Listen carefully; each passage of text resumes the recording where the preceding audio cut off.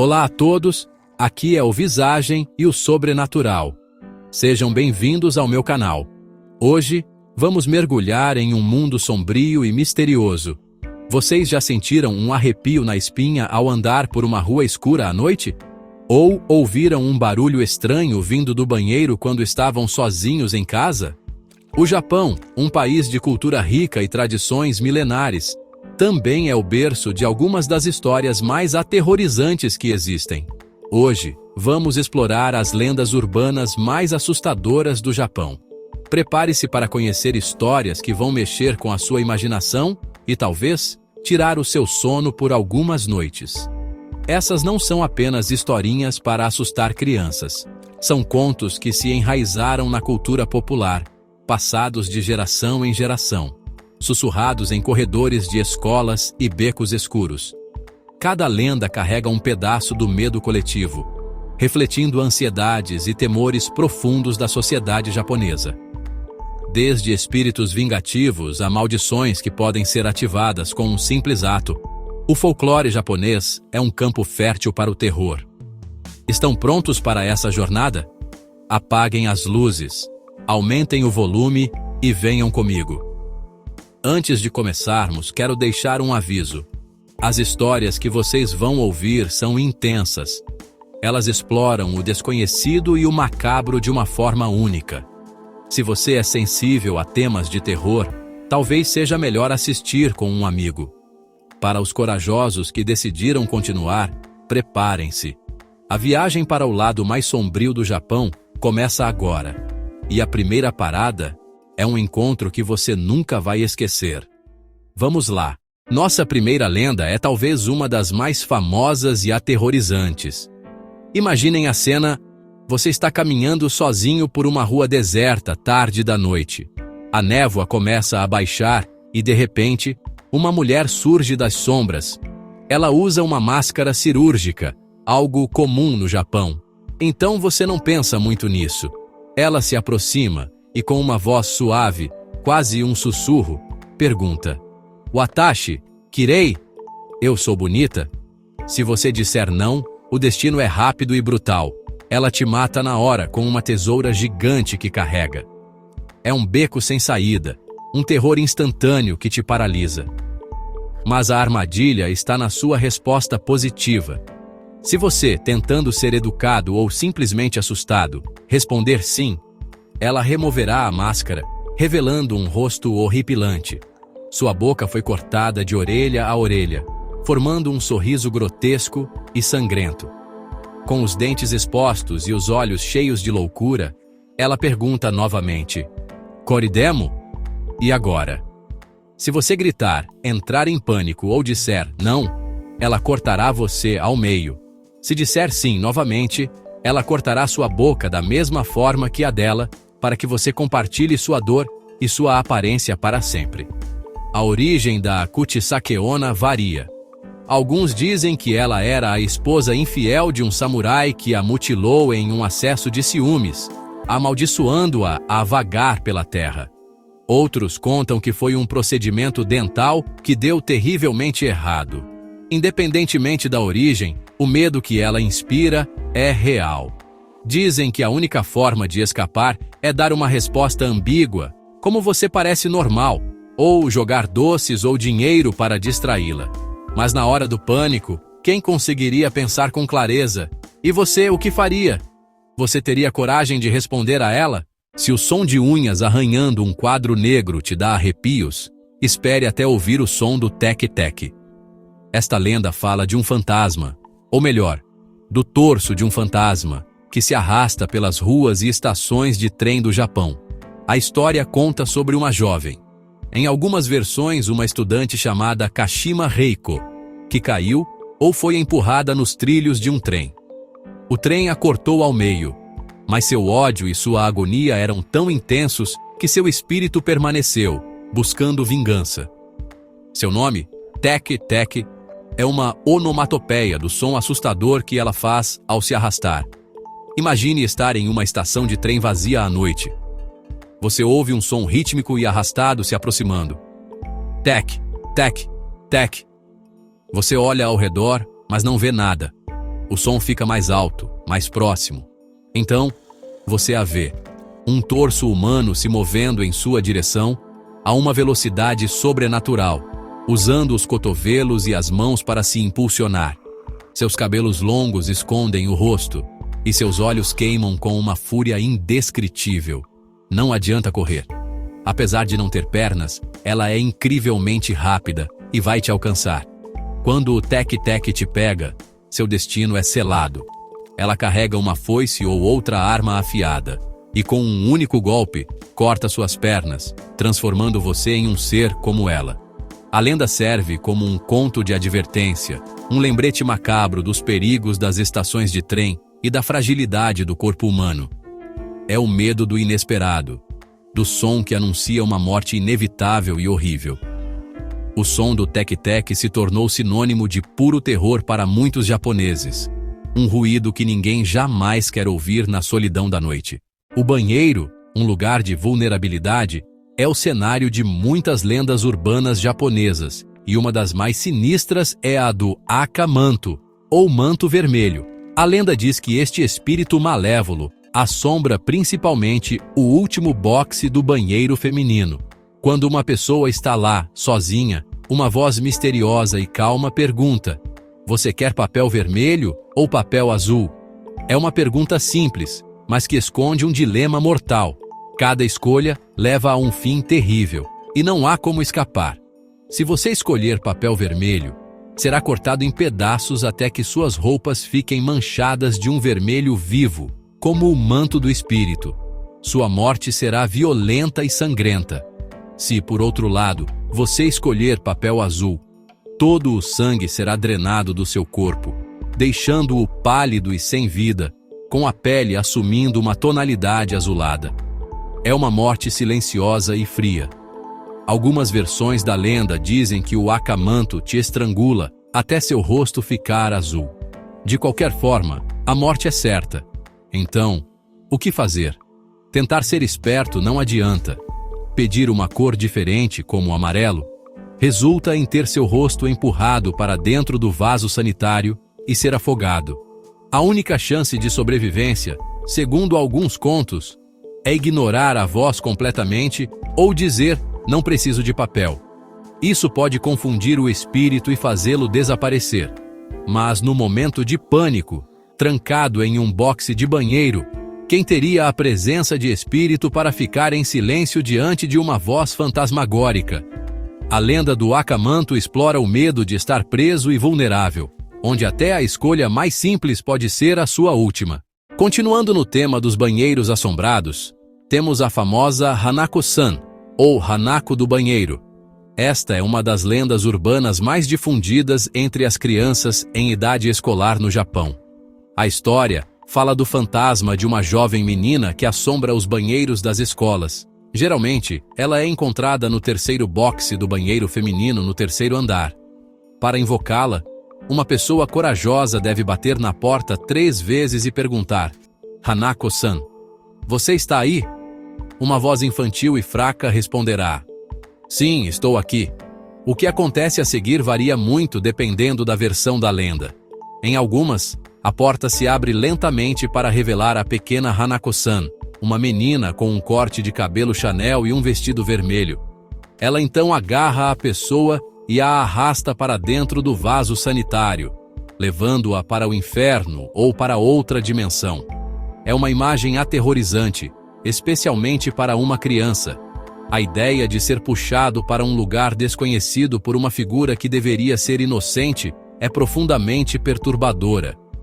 Em outras versões, Hanako-san é menos malévola e mais uma presença assustadora. Uma mão pálida e fantasmagórica pode aparecer por cima da porta do boxe ou de dentro do vaso. A origem dela também é incerta.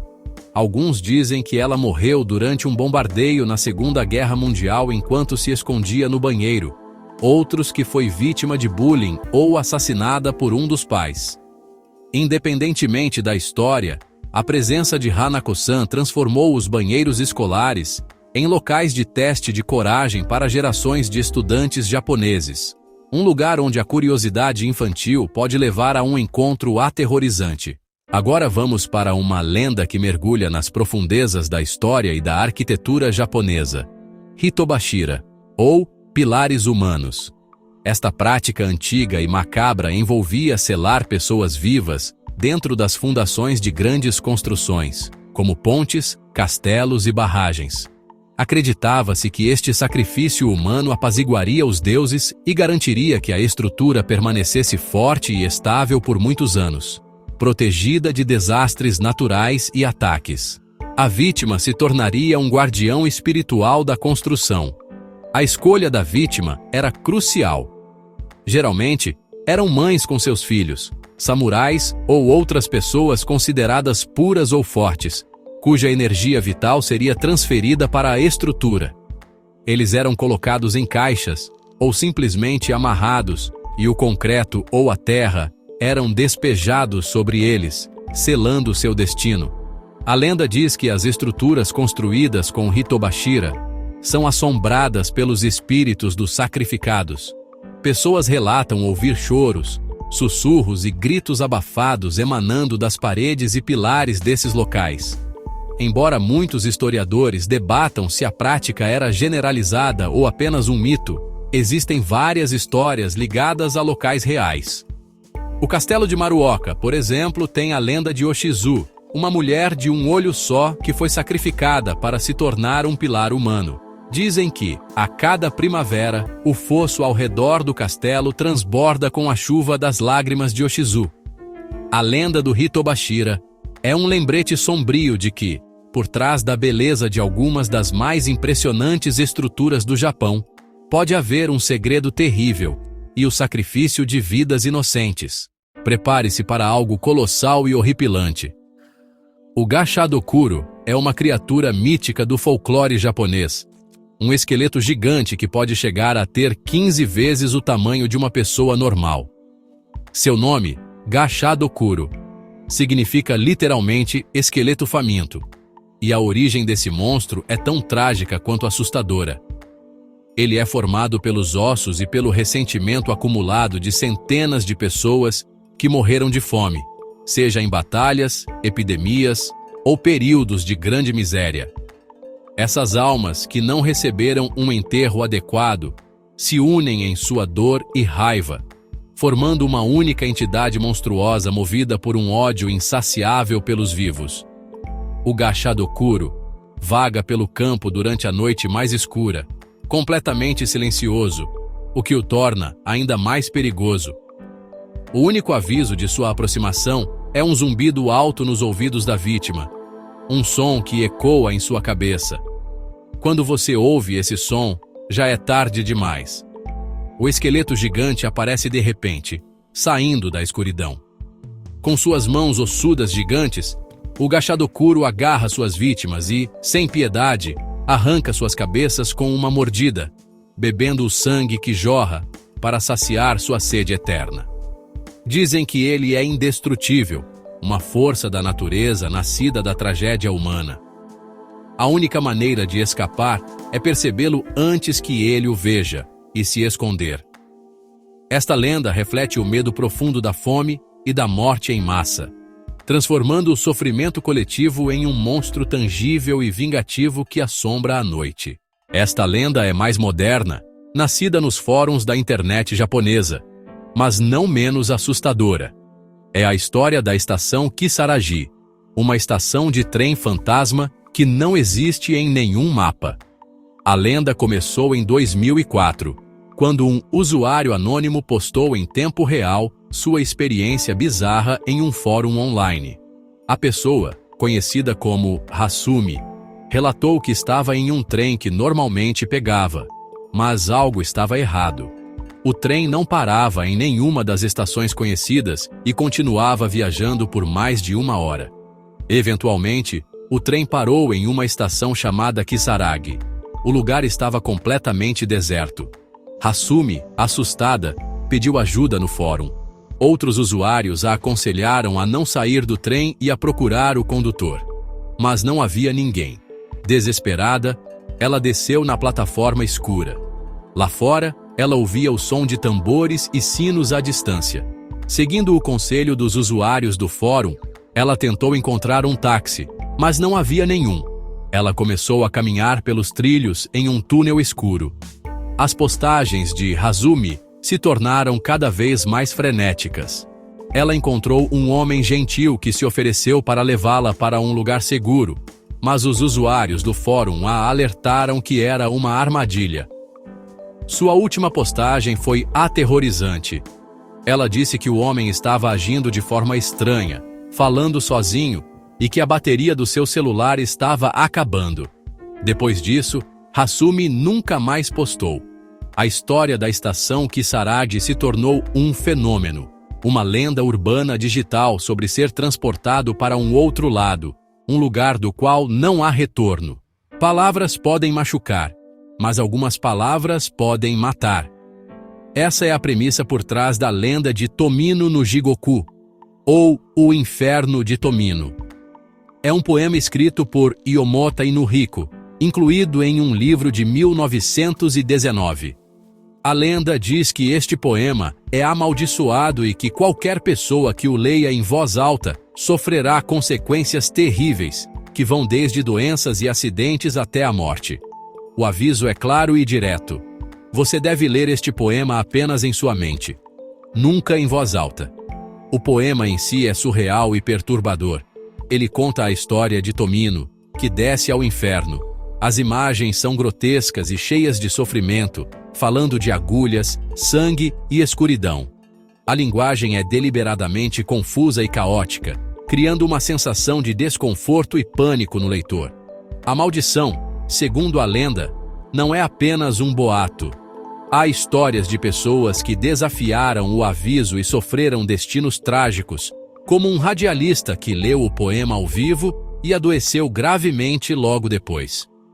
A lenda ganhou força na internet, onde o poema foi traduzido e compartilhado em todo o mundo, sempre com o mesmo aviso sombrio. É um exemplo perfeito de como o medo pode ser transmitido através da linguagem.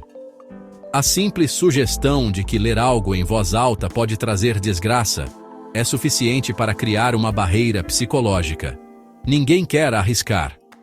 O Inferno de Tomino explora o poder das palavras e a ideia de que certas coisas no mundo não devem ser ditas, pois podem invocar um mal que não pode ser controlado. Esta lenda urbana floresceu durante o período de alta velocidade e estresse do Japão nos anos 80 e 90. São os Jinmenken, cães com rostos humanos. Os relatos descrevem cães de rua, geralmente de médio porte, e aparência negligenciada que, quando vistos de perto, revelam um rosto chocantemente humano. Não é apenas uma semelhança, são traços faciais completos, muitas vezes de um homem de meia idade, com expressões cansadas ou tristes. Eles são vistos revirando lixo em becos escuros ou correndo na frente de carros em alta velocidade. O mais perturbador sobre os Jinmenken é que eles podem falar. Testemunhas afirmam que, ao serem confrontadas, as criaturas olham para você com seus olhos humanos e dizem frases como: "Me deixe em paz ou não se meta nos meus assuntos." A voz é descrita como rouca e humana. A existência desses seres é um mistério. Algumas teorias sugerem que são resultado de experimentos genéticos secretos que deram errado. Outra crença popular é que são as almas de pessoas que morreram em acidentes de trânsito, reencarnadas em corpos de cães. A lenda do Jinmenken reflete as ansiedades de uma sociedade urbana em rápida mudança. O estresse, o anonimato das grandes cidades e o medo do avanço científico descontrolado se manifestam nesta criatura híbrida e perturbadora. Eles são um presságio de má sorte, um encontro com o bizarro que quebra a normalidade do cotidiano. Ver um Jinmenken é um lembrete de que, mesmo nos lugares mais familiares, o estranho e o inexplicável podem estar à espreita na próxima esquina escura. Para nossa última lenda, vamos explorar o conceito que está na base de muitas dessas histórias: o Yurei. Yurei é a palavra japonesa para fantasma, mas eles são muito diferentes dos fantasmas ocidentais. Um Yurei é a alma de uma pessoa que não consegue encontrar paz após a morte. Isso geralmente acontece devido a uma morte violenta, como assassinato ou suicídio, ou porque rituais funerários adequados não foram realizados. Eles ficam presos ao mundo físico, movidos por uma emoção avassaladora, geralmente vingança. A aparência de um yurei é icônica e padronizada no folclore e na arte japonesa. Eles são quase sempre mulheres, vestidas com um kimono branco de enterro, chamado katabira. Seus cabelos são longos, pretos e desgrenhados, muitas vezes cobrindo o rosto. Eles não têm pés, flutuando logo acima do chão, e são frequentemente acompanhados por chamas fantasmagóricas azuis ou verdes, chamadas hitodama. Essa imagem foi popularizada pelo teatro kabuki e se tornou a representação definitiva do fantasma japonês. O objetivo de um yurei é quase sempre a vingança. Eles assombram as pessoas ou os lugares associados à sua morte, buscando retribuição contra aqueles que lhes fizeram mal. A maldição de um yurei pode se estender por gerações, afetando famílias inteiras. Eles são a personificação do ressentimento e da injustiça. De Kuchi Sake Onna a Teke Teke. Muitas das lendas que vimos hoje são tipos específicos de yurei, cada uma com sua própria história trágica e método de vingança. Eles são um lembrete poderoso de que, no Japão, a morte não é necessariamente o fim, especialmente se houver contas a acertar. E assim, nossa jornada pelas sombras do Japão chega ao fim. Percorremos becos escuros com a Kuchisake Onna, ouvimos o som aterrorizante do teke-teke e enfrentamos escolhas mortais com o Akamanto. Cada uma dessas lendas, por mais fantástica que pareça, nos diz algo sobre os medos e a cultura que as criaram. São mais do que apenas histórias de terror. São ecos de tragédias, avisos e mistérios que continuam a assombrar a imaginação das pessoas até hoje. Espero que vocês tenham sentido o mesmo arrepio que eu senti ao recontar esses contos. Agora eu quero saber de vocês. Qual dessas lendas você achou mais assustadora? Deixe nos comentários. Foi o sorriso macabro da mulher da boca cortada? O poema que promete o inferno? Ou a ideia de um esqueleto gigante faminto vagando pela noite? Eu adoro ler as opiniões de vocês e ver o que mais mexe com a imaginação de cada um. O medo é uma experiência muito pessoal, e é fascinante ver qual história ressoa mais fortemente com o público. Se você gostou desse mergulho no terror e quer mais histórias de arrepiar, não se esqueça de se inscrever no canal e ativar o sininho de notificações. Temos muito mais mistérios e lendas para explorar juntos, de todos os cantos do mundo. Muito obrigado por assistirem, por sua coragem de chegar até o final. Mantenham as luzes acesas esta noite. Eu sou o Visagem e o Sobrenatural.